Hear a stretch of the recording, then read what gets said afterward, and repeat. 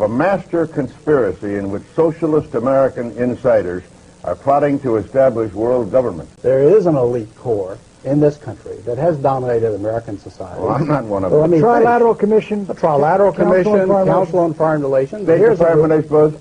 Well, let's face it, they've dominated the State Department for 40 years. What are they trying to do, Well, their objective is to try to bring about a gradual transition in our society, a dissolving of sovereignty, and a moving steadily to the left on the political spectrum. Clinton, I want to clear up your position on this issue because in a speech you gave to a Brazilian bank for which you were paid $225,000, we've learned from the WikiLeaks that you said this, and I want to quote, "My dream is a hemispheric common market with open trade and open borders." So who are they?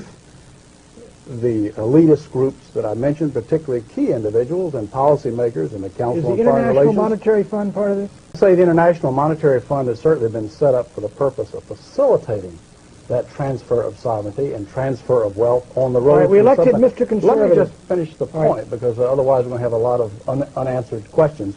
That you are looking at a group that has worked to bring about a dissolution of national sovereignties on the road to world government. Korean Flight 007, carrying 269 persons between New York and Seoul, which strayed off course into Soviet airspace, was tracked by Soviet radar, was targeted by a Soviet Su-15, fired 2 air-launched missiles, which destroyed the Korean airliner and apparently its 269 passengers and crew. They unfold in the shooting down of a Korean jumbo jet off the coast of a Soviet military outpost. Among those killed when the plane came down was a Georgia Congressman, Larry McDonald. We'll find out what his wife has to say. She believes there was a conspiracy to kill her husband, and she is thinking now about trying to succeed him in Congress. Please, Pittsburgh, nothing to see here, please.